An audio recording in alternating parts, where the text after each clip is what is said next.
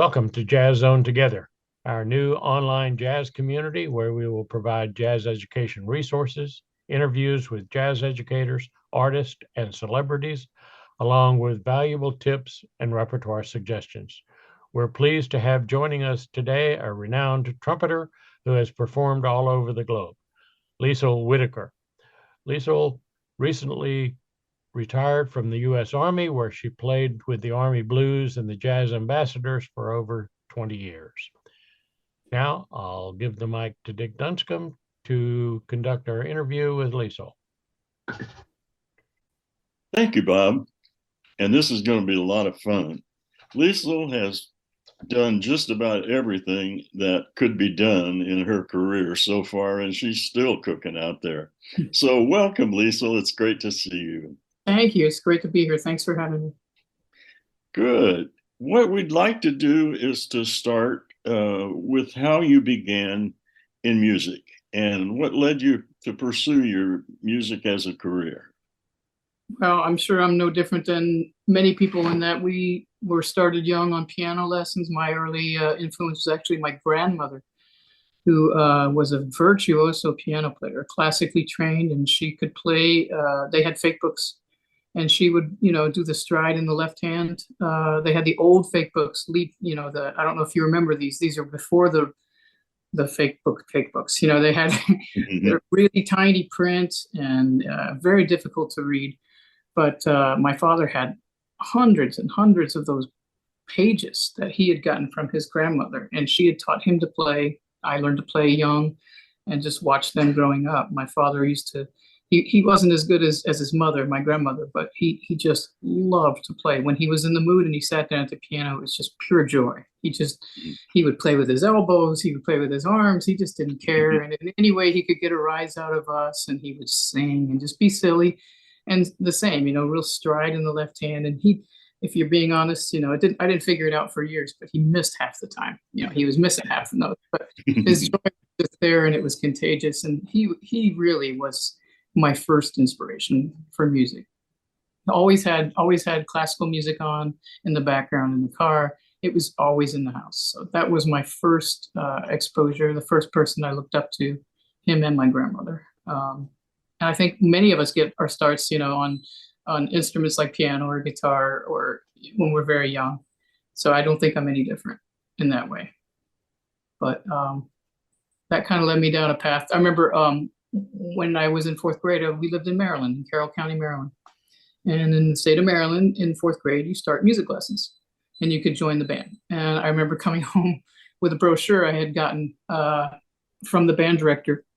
I said, you could play all these instruments, and it had pictures and all the kids, and they were all boys playing the drums and the trumpets and the trombones, and the girls were playing the flutes and the clarinets. But I wanted to play the drums, and I told my dad, I remember him sitting out on the porch one night smoking his pipe, and I said very sheepishly, Dad, I want to play drums. And he says, that's nice. He says, how about French horn?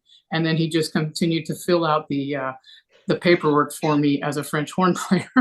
Completely disregarded what I wanted. Okay, so I became a French horn player, and that's how I started as an instrumentalist, as a brass player. And I didn't switch to trumpet till I was in eighth grade. And years later, I actually looked up that band director and found him, the man who started me. His name is Jim Ryan, and he lives in southern Pennsylvania. Still there, and we are friends to this day. So never forget your early teachers, your early mentors. So going along, who were your mentors and teachers who helped you to develop? Well, my first teacher was when I was kind of self-taught. My brother had a trumpet. He kept it in his closet. I played French horn, and we were living in. I'm prefacing this because it does have a point. We were living on a ranch in Kansas, and I went to a tiny little private Catholic school in Manhattan, Kansas. And in the band program was so small that they had to combine the junior high and high school bands. So we had just one trumpet player or maybe two trumpet players, and I was the only French horn player. And I thought I could play trumpet better than the kid playing trumpet. So I stole my brother's trumpet out of his closet and I took it outside to the barn and I taught myself how to play. It was similar fingerings to the French horn, just different, you know. And I learned how to play that. We had some cassette tapes of, I don't even remember, maybe like John Denver and Elvis Presley or somebody like that. Maybe, I think there was a Clark Terry that I had. There was a Manhattan Transfer tape, and I how to play along with those. And that's how I learned how to play trumpet. So that said, when we going forward, I went to North Carolina, and I had never had a teacher, and I was a junior in high school. And I went across the street one day after school to the music store to get some valve oil. I met a gentleman named Chris Christopher, who was the guy who traveled around the schools in North Carolina. Who, you know, he sold the instruments to the parents or rented the instruments. He went back by the schools to make sure they were all in good repair, took the ones that were broken. He happened to be a trumpet player, and we connected at that music store. He said, "Come on, let's go down and play." And so we went down to his office and we played, and we just started to hang out together and play duets. And that was my entire the finish of my high school career, with just playing duets with him, and he would give me little pointers. So I always consider him my first teacher. And then when I went to Appalachian State, I studied with Joe Phelps, who was a Bill Adams student. Learned the Adam routine, and then moved on to Cincinnati, where I studied with Pat Hardison before he went over to IU. And then I left Cincinnati for the big school in New York, which is the school of hard knocks. Throw yourself in the fire and see what happens. So that's kind of my story in a long, deep nutshell. That's a good one. You know, I think we met each other for the first time at Midwest when you were performing with one of the Army bands. Your career with the Army has led you all over the world, as Bob said. Talk to us about entering into that wonderful process, and what are some of the most memorable times? Well, you know, I would almost bet money that just about anybody that's in any of the military jazz ensembles, if you ask them today, did they ever envision themselves being a part of a military jazz ensemble? And probably most of them would say no. They had never had that on their radar at all. And then it's just kind of like the way it happens. You know, your doors open strangely in your life, and who knows the rhyme or reason, but that door happened to open for me at a great time. You know, I had been working in New York and I was doing well, but I was working hard. 7 days a week, I was coming to the city, covering shows and doing everything, but I wasn't getting to that next step of getting like my own show or getting a solid gig. But all my peers who were coming in the city were getting those things. All of them, I shouldn't say most of them, all of them were men. And this opportunity presented itself with the Army. And when I first got the call about the opening, I dismissed it because I had never heard of the Army Blues. No, again, not even on my radar. I was married to a man at the time who had been an ex-British Royal Marine. And when I mentioned the call to him, he said, "No, there's no way I'm going back to any kind of a military lifestyle. I've already done that." I said, "Great." So I didn't return the call. Well, they kept calling me, and I finally answered the call and spent a few hours on the phone with them collectively over the next day or two, where they explained what the job was. And it really actually started to sound really like a good opportunity, especially considering that my hard work and getting nowhere in New York. I shouldn't say getting nowhere, but it just was taking me, seemed like 3 times as long to get anywhere as it was taking men in my same role. So I thought, well, what the heck? I can send a tape in, see if I'm invited. If I get invited, I can take the audition, and I still don't have to commit until if I win the audition. And so that's exactly what I did. And when I won the audition, I was ready and prepared to take the job right then on the spot, just so that I had committed to that. And I was at boot camp in 2 weeks. And I remember my first all hands meeting at the unit when I finally got out of boot camp, and it was a retirement stand to for someone who was retiring after 30 years. And I just remember standing there in my brand new uniform, fresh out of boot camp, hadn't even pinned on my E6 rank yet, and thinking, I'll never, ever get there. You know, and here I am. I got there. So it was a long career. It was not what I thought was coming, but it's the door that opened for me. And along the way, I've gotten to do some amazing jobs, both in the jazz genre, but also very important ceremonial jobs. I've gone to Iraq and Afghanistan twice. I've gone with the USO, probably the most important job I've ever done in my career, outside of civilian army, doesn't matter, is us going to, with the USO, to support the troops over the holidays in Afghanistan and Iraq. And we were there right before, in the weeks and the days before we invaded the first time in 2003 or two, we were there. I'm not talking about the first Desert War. I'm talking about the second Gulf War. And we were there. We were looking at the kids that were going to go lead the charge on the ground. It was really touching and it was hard. And I knew that many of those kids, maybe this would be the last live music they ever heard. And that was really hard. So that was the most important thing I've ever done. That combined with, I was part of Reagan funeral, the Ronald Reagan funeral, which was quite a procession and quite an event, that state funeral. I was also there to escort Barack Obama to his position on the reviewing stand on his first inauguration. That's, again, I get choked up thinking about it. But those are really important jobs that I did. And I feel really honored to have worn the uniform and done those. So when you weren't on the road doing things like you've been describing, what was a typical day like? Well, when we weren't on tour, when I was with the Army Blues, okay, let me back that up. With the Army Blues, they were two very different jobs. You have to understand that their units support different missions. And with the Army Blues, they're there to support the U.S. Army Band and the mission of the Military District of Washington. So they're pretty much right there. And with that comes a lot of ceremonial work, not just with the blues. I mean, we do jobs as the blues, but and concerts as a jazz functioning unit. But there are also many ceremonies. The Reagan funeral, the inauguration. The inauguration is not unique just to the Army Band, but still. And there are many ceremonies all week long. There are many funerals in Arlington Cemetery. There are arrivals of diplomats. There are escorts of different people and dignitaries coming through town.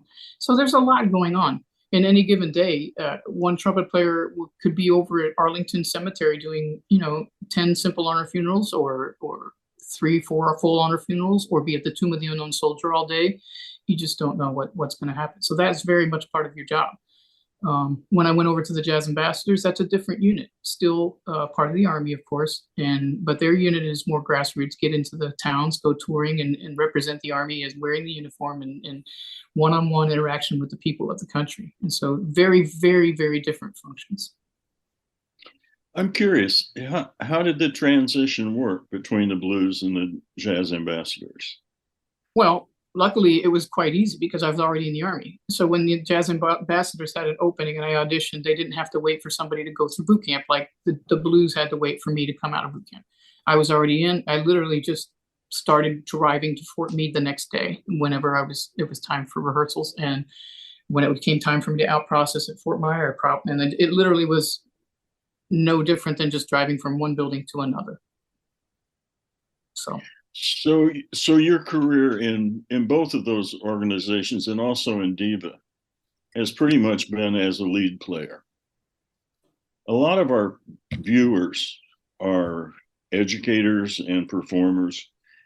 What does it take to be a lead player? Well,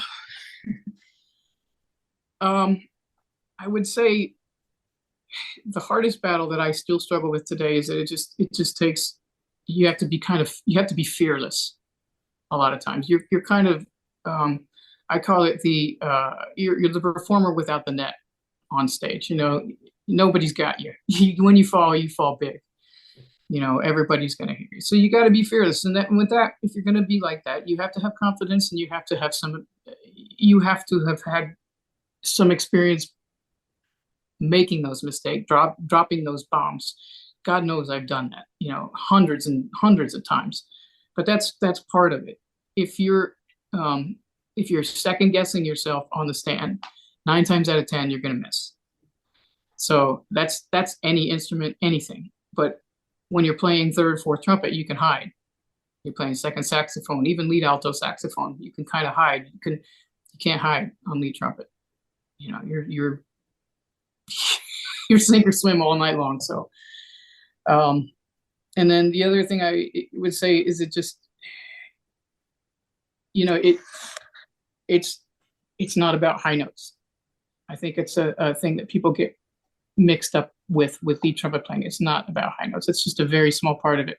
Being a lead player is more about interpretation and trying to dig out of the music from the ink in the paper, something very personal, that you can take someone's notes and turn it into something that's never been heard before, or make it so personal that you can only know it's you playing. That's really challenging to do.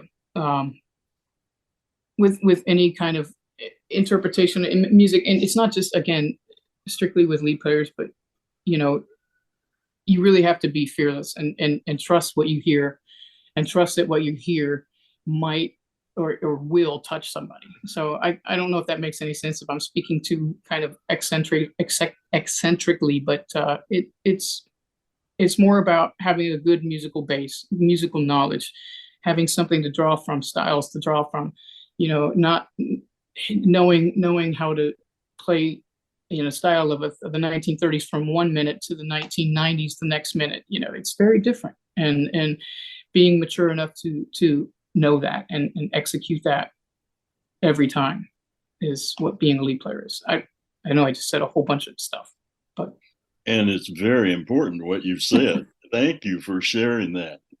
Now, you were one of the founding members of the Diva Jazz Orchestra. Talk to us a little bit about some of your memories with that group. Well, some of the memories are still going on. We just had a gig last weekend in Ohio. Me, Sherry, and Laura were still there, 3 of the originals. I don't think Laura Dreyer ages ever. But it was a lot of fun. It's really been interesting to see from the beginning where this band started out as, a group of maybe 50 women that showed up to an audition, got wheedled down to, 15, 16. We used to have a guitar player, and we used to have a vocalist. As a little diva trivia for anybody. But going from having a blank slate, I talk about it a lot. It was a real opportunity for me that I again, it's not wasted on me to understand that not many people get that opportunity. When you start out a brand new big band, you can do anything you want. You can sound like anybody you want. You can model yourself after a band from history, or you can do something even more cool and start out from scratch and create a sound brand new. And that's what we did. And it was kind of based in all of us collectively contributing ideas musically to the music we had. Michael Labeni contributed a lot of music. John LaBarbera contributed a lot of music at the very beginning. And, all of us put in collective interpretations, and we started a sound. And we continued that ball rolling for years and years. And here we are 30 years later. And I think you can still probably pull a CD of us and know it's us, because that's just kind of what we sound like, which is a thrill to really know that you were part of something like that and got to create a historic big band identity. That's really special to me, and I'm very proud of that. And it's a wonderful group, musically and in all ways. It's a very important group today. So the fact that it's continuing to perform is really encouraging. So in addition to your big band performance, let's talk a little bit about your Broadway and off-Broadway activities. That's pretty exciting. Yeah, when I retired, the timing just worked out really nicely. A friend of mine, Christy Norder, is a saxophone player. She played in Diva early on, and now she's been working Broadway for years and years, and is now a contractor. And she and I worked together for many, many years, and knew my playing. Asked me when I was retiring if I'd be interested in coming back up and playing. I said, sure. So she had a show she was contracting, Mr. Saturday Night, which was starring Billy Crystal, and she asked if I'd like to be part of that. Come on, yeah, it's Billy Crystal. Of course I would. The guy's the funniest guy now I can say I've ever met. So we did that. It ran for 6 months, I think. It closed last September, but luckily during the beginnings of that show, she started the development for Some Like It Hot, which was another show where she was contracted to work. And she asked me if I would play on that show, play lead, and I said, of course I would. And so we did the workshop at the same time we were doing Mr. Saturday Night, and then now this past December we opened on Broadway.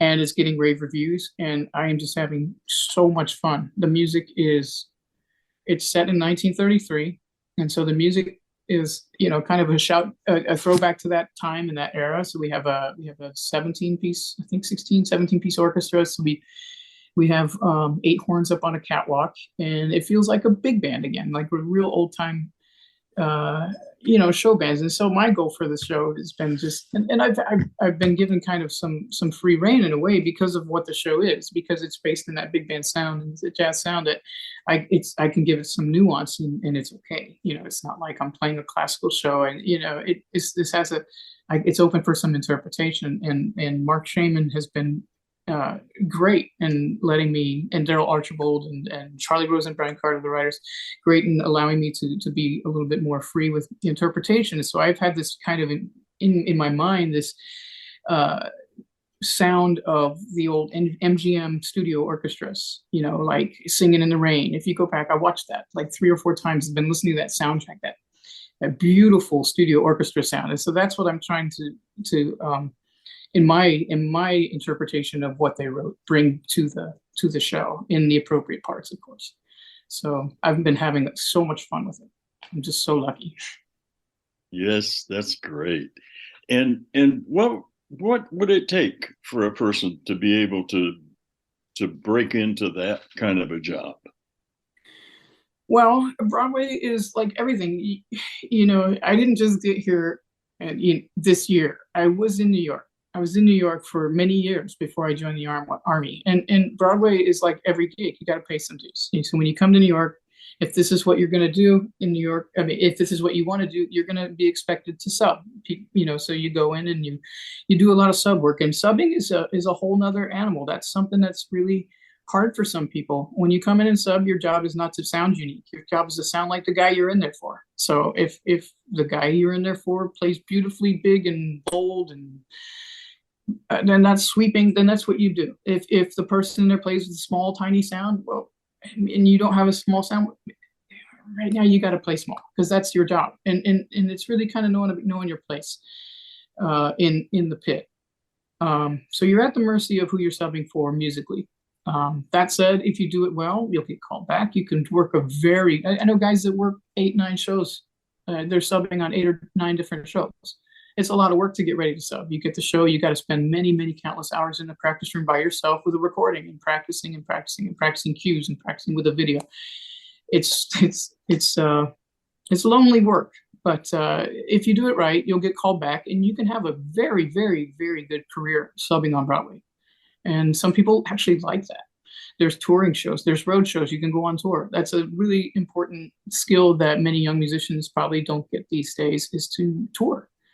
And Broadway shows, road shows are allowing them to do that. So if you get a chance to tour, do it. I would also say that New York is not the beginning and end of every career. There's a lot of people that make very, very good money and have very happy, long careers in other places. And New York is not the end of the career. This is just where I started, is where I finished. But there's one of the sad truths about New York is not going to love you back. It's a hard town. It's a really hard town.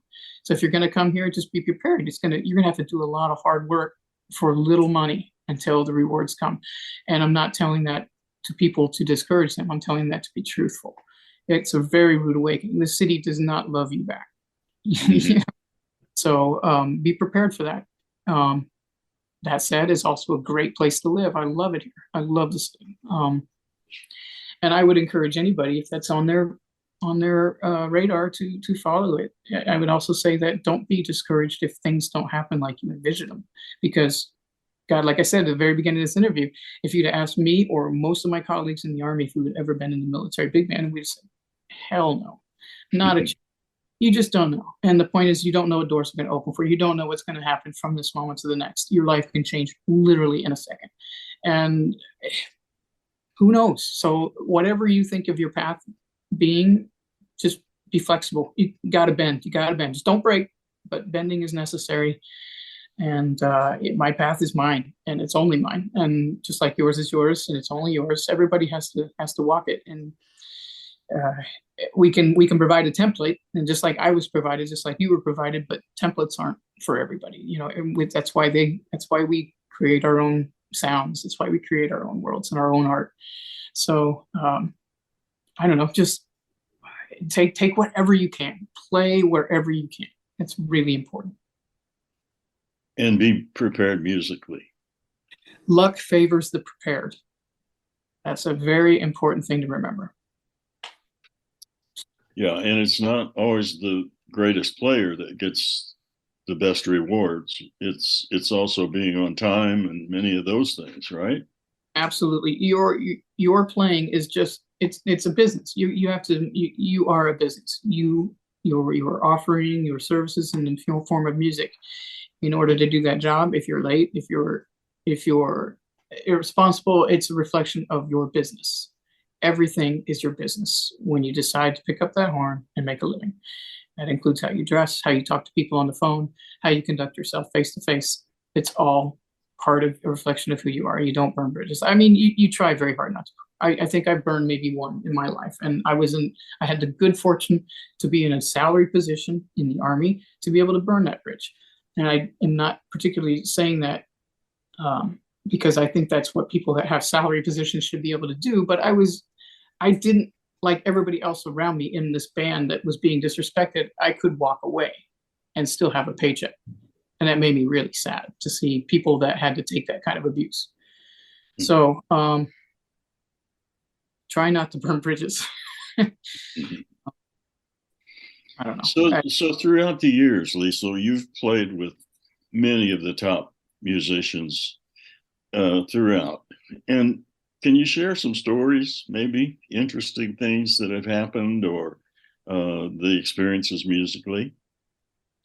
Well, I can tell you one of the highlights was playing with Nancy Wilson, the great legendary singer. She loved babies. And when I was pregnant with my son, my first child, we were playing at Tanglewood. I was 9 months pregnant, and she kept turning around after every song, saying, "We got a baby back there yet? We got a baby back there." No. So the next time I think I saw her, he was small. He was just a baby, and I think we were playing in Pittsburgh, and that might have been when I think we recorded that video I sent to you earlier. The first thing she did, I walked in the backstage, and she was already in the dressing room, and she give me the baby, and I love that memory of her. She just wanted to always have my son in her lap and holding him. And that was really, really beautiful. I just adored that. And I would also say that just this last summer, we were playing with Billy Crystal in Mr. Saturday Night. And one of the highlights is that we just all would get together. Like maybe 30 minutes before the show, Billy would come on stage, and it was only a 6-piece band. And we would be showing up anyway to warm up. And while we were warming up, Billy would just start singing standards. He loves singing standards. And one by one, we would all just kind of start backing him up until we kind of got, it turned into this regular unofficial hang every day before the shows. We would show up, and Billy would call a tune, and we just all play. And it was really beautiful. And then 20 minutes before, he would say, "All right, gotta go," and he would leave. And it got to be so regular that he would hit his watch if you were a few minutes late to the warm up. You know, it was really a cool thing to do, you know, with him. Those two come to mind first. I mean, there's tons more. If you sat me down and let me think about it, I could bring up probably dozens more stories, but those two come to mind first. Who are your idols, trumpet players? My biggest idol as far as lead playing is Conrad Gazzo. I'm just a total Conrad nut. I can't get enough of his playing. I'm just every day just blown away by something. I'll find some recording of his and just go, wow. And just, you know, listening to his kind of approach, he seems like he had a view about like one piece of music. It wasn't about a phrase. It was about, he knew how to, like he had a vision about how that song was supposed to go from the beginning to the end. And he knew exactly where the high points were, and he knew exactly where to wait for it and where to let it go, where to sass it up.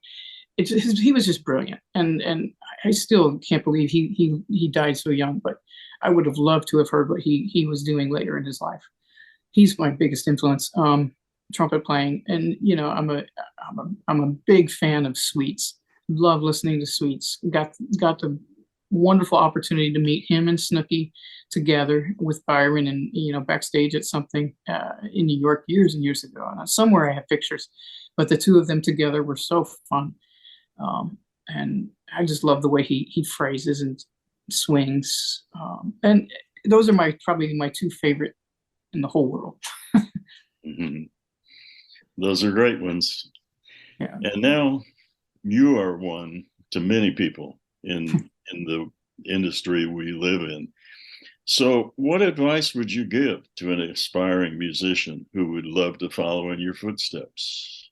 Well, again, like I kind of started to say, it's the path it's really unique. Everybody has their own. It's not a cliche.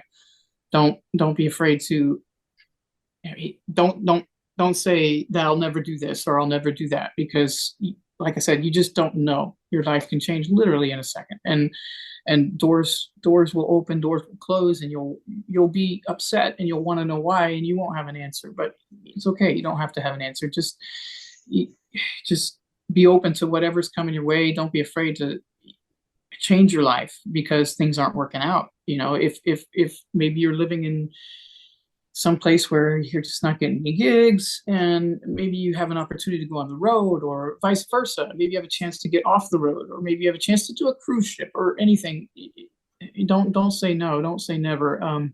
Maybe the Army comes along, maybe the Marines, the Navy, anything. The greatest thing about winning one of those jobs in the military bands is that once you're in, you sign, you're starting to get a paycheck. Then you go to boot camp and you're getting paid to get in shape. You're getting paid to get in shape. Who can say that?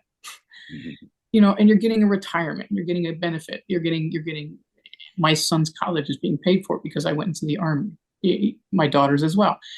These are things that, when I first went in, I didn't see the end because I couldn't. I was only 20 something years old. Now I'm in my 50s, and here I am looking back, and it is possible. It's really hard to see a longer picture when you're in your 20s. It's really, really hard to see. But if you can take a step back and be mature long enough to see it, you can see a lot more opportunity that's there. I don't know if that makes sense or not, but it's really, really hard to do. Again, I would just say your path is your own. Don't follow everybody's and think that if you did something different that you're wrong, because you're not. My father, I'll just say one more story. My father, I remember calling him after I had won the audition with Diva, and he was in his 50s at the time. And he was a veterinary pathologist at that time. He was scientist, a very brilliant man. And I said to him, yeah, I won this audition. I'm excited because I'm going to go to New York and we're going to make a record. And he said to me, oh, honey, he said, oh, you'll never make a living in that. You'll never be able to do it. Don't do that. And I remember just being so heartbroken. And I know that it was coming from a place of love at the time, but at the same time, it was my dream. And I just did it anyways. It wasn't to defy him, and it wasn't that I was upset with him, but I didn't know what else to do. It was like, that's what I was doing. It was geared for it. And so I did it anyway. And then a couple of years later, my father discovered painting. He started painting as an artist, and he discovered he was actually very good at it. And he started selling his paintings. And then he came back to me, and he understood. He understood why I needed to go to New York. So that is just a story that I tell because it was my path. Had I listened to my father, I might have gone to med school. I might have totally did something different. But there was something deep inside that told me, no, I have to do this. Your path is yours. And be brutally honest with yourself, brutally honest. And sometimes that's really hard to do. But if you do all those things, you'll be happy, no matter what. No matter what. It's all going to be fine. Follow your passion, right? Absolutely. Whatever it is. So whatever it is, that brings up another question. What does the future hold for you? Well, I am right now enjoying being able to pick what I get to wear to work. Again, I always joke. My daughter knows this. My daughter's really into fashion, and she loves that. She's the girly girl I never was, and so I always joke about how I had to join the Army because it's like Granimals for adults. You just know what you have to wear. No, because I can't dress myself. No, I'm kidding. I'm really enjoying this show right now. I'm enjoying my free time. I'm enjoying being back in New York. I have a person in my life I'm really crazy about. I'm enjoying a new relationship. I can't ask my daughter she's seeing me as a woman follow my dream, and I had a once in a lifetime opportunity, and she saw me take it, and I hope that will inspire her in some way. We'll see. So I'm just doing what I do. I'm just happy to have people like you asking me questions and letting me mentor is where I can, and just happy to have places to play. I have a show. I'm so lucky. I knock on wood, and I'm just the happiest person around.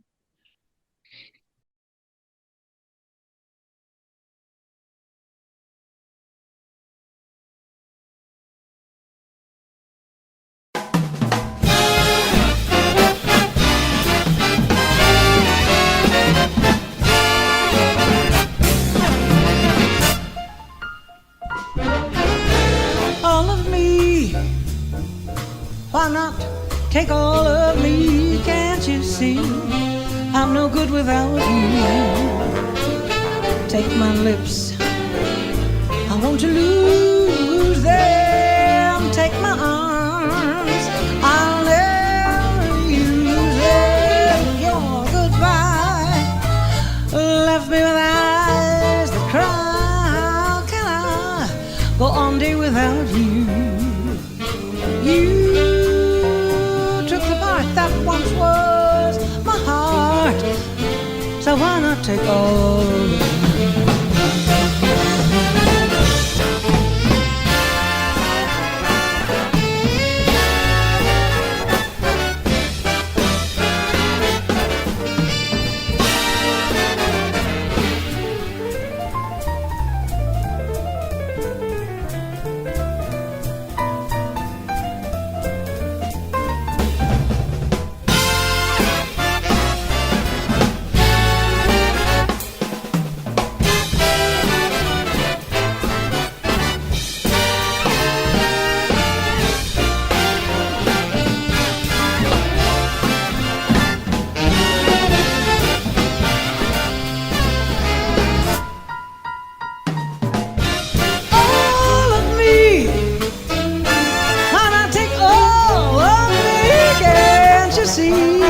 I'm no good without you. Take my lips, I won't lose them. Take my arms, I will never use them. Your goodbye left me with eyes that cry. How can I go on day without you?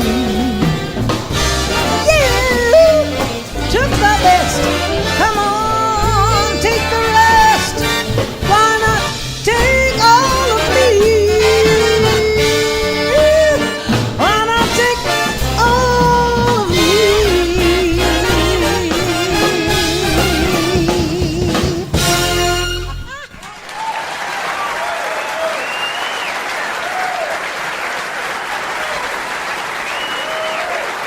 Ladies and gentlemen, the Diva Orchestra. Yeah.